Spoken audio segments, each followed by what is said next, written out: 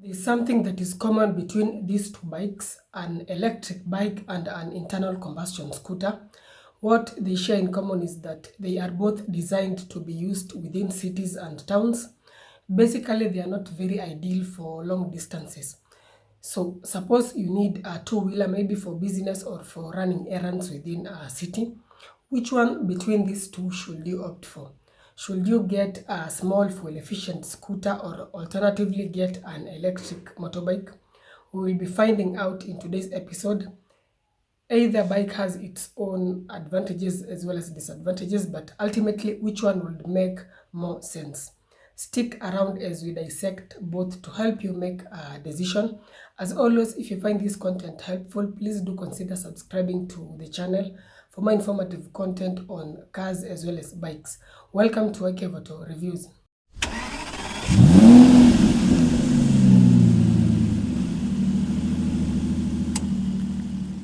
So the decision you make will depend on four major aspects, which are number one, how you ride. Secondly, the distance you intend to be riding on a daily basis. Number three, your budget. And lastly, the amount of load you'll be carrying on the bike. Now, to help you make the decision, we will look at the pros and cons of each bike, beginning with an e-bike or electric bike. The first advantage is very low maintenance. This bike has no engine, it only has batteries and an electric motor. So ideally there will be no oil changes, spark plug replacements, etc. In fact, the only few things to replace once in a while may be the suspension components, brake pads, and also maybe the bulbs in the event they burn out. So generally the maintenance is very low. Secondly, they are environmental friendly as they don't release any exhaust fumes whatsoever, though there's a catch, and that has to do with the disposal of the batteries once they are completely degraded. We will take a look at that when we discuss the cons. Another advantage is the instant torque these bikes have. They are very fast off the line. They don't have any delays in power transmission as is the case with the internal combustion engines. The last pro has to do with lower operating costs, and by this I mean charging is generally cheaper compared to fuel, and it even gets better or makes more sense in those cases where fuel costs rise. On to the cons, let's begin with range anxiety. Most of these city electric bikes typically have a range of roughly between 60 to around 140 kilometers. On paper, that may seem sufficient, but remember those are the manufacturer's claimed range. When it comes to real world range, it may be a bit different.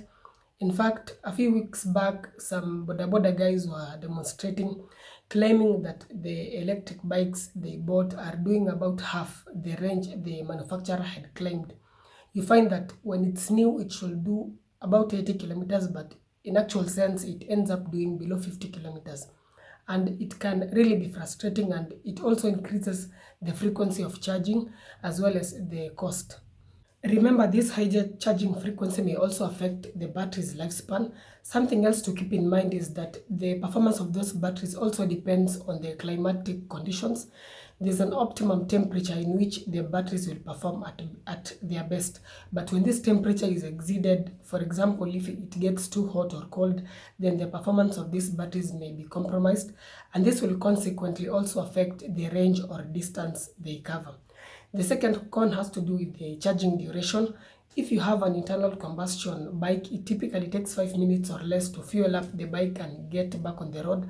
But with these e-bikes, patience is key as they take time to charge. I understand that there are companies that offer battery swapping services, which is quite good as it negates the charging time. But it's not all of them.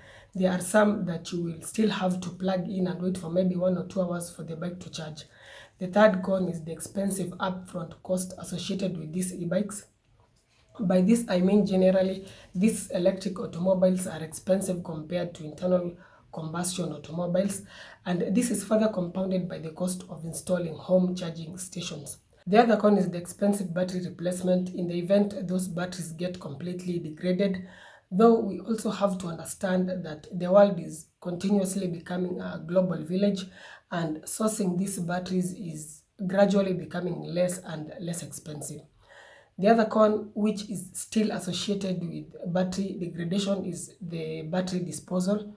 Now, did you know that those batteries can be way more harmful to the environment compared to exhaust fumes?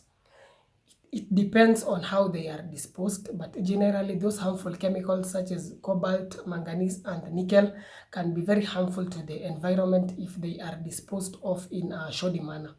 Some of them can be recycled, but it's a very complex and expensive process.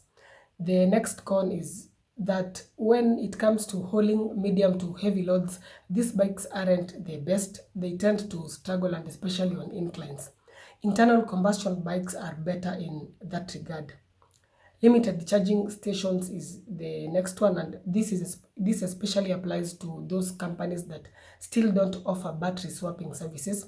You find that you may end up waiting for other bikes to charge up, and it can get worse in case of power outage. In fact, even if you have a charging station at home but there are frequent power outages, then it may be seriously inconveniencing. The last con may seem like a minor one, but it's in fact not minor. Did you know that the exhaust sound of an internal combustion bike is also a safety feature? Picture this scenario. You are riding in the blind spot of a car.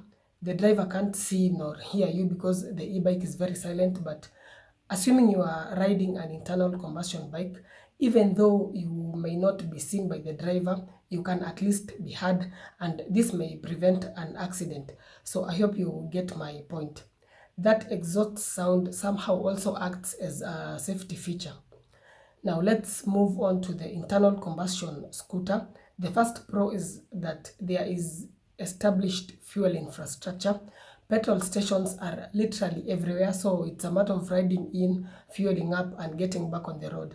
And by the way, these city scooters are very efficient. Something like a 125cc with a CVT gearbox can return well over 45 kilometers per liter, which is very good. The second pro is that even though they are meant for city rides, you could still take them out or on a relatively long journey if the need arises. Say maybe 200 or 250 kilometers at a decent speed of around 60 kilometers per hour. That's a distance that most e-bikes cannot cover without needing a recharge or battery swap. The third con is that an internal combustion scooter is more affordable in terms of its initial cost. For example, something like a PowerMax 125cc is going for roughly around 100,000. Compare that to an e-bike like the Rome Air, which has a starting price of around 200,000, or Magnus 3000, which has a starting price of 130,000 shillings. So you can just see how expensive these e-bikes can be compared to an internal combustion scooter. The last pro is that these scooters compared to the e-bikes can carry slightly heavier loads and are also very practical. Normally, most of them have good storage space under the seats. Quickly on to the cons. Number one is that the operating costs are high in the sense that fuel is more expensive than charging, and it can get worse in case fuel prices go up, as is the norm in our country. The second con is the already known exhaust pollution, which affects the environment. Lastly, there's the aspect of less efficiency in stop and go traffic. So now, with all that said, having analyzed the pros and cons of both bikes, which one would make more sense? Generally, the pros of an internal combustion scooter outweigh those of an e-bike, but the thing is this.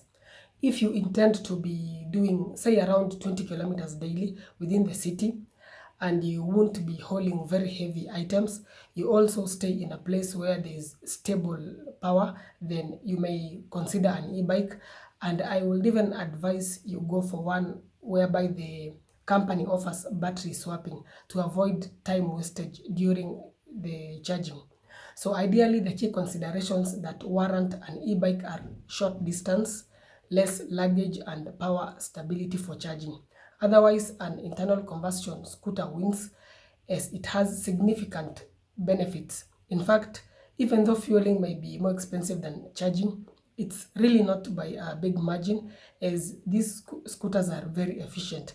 Even when you consider the cost of oil changes, it's really not that high because a 125cc single cylinder engine will consume very little oil, probably half a liter, which should cost less than 1,000. Do let me know your thoughts in the comment section. Which one would you go for? I hope this has been helpful. Thanks a lot for watching. As always, if you found this content helpful, please do consider subscribing to the channel for more informative content on cars as well as bikes. Also, if you have any inquiries, feel free to reach me via WhatsApp or email. That's it for today. Stay safe, ride and drive safe, and see you in the next one.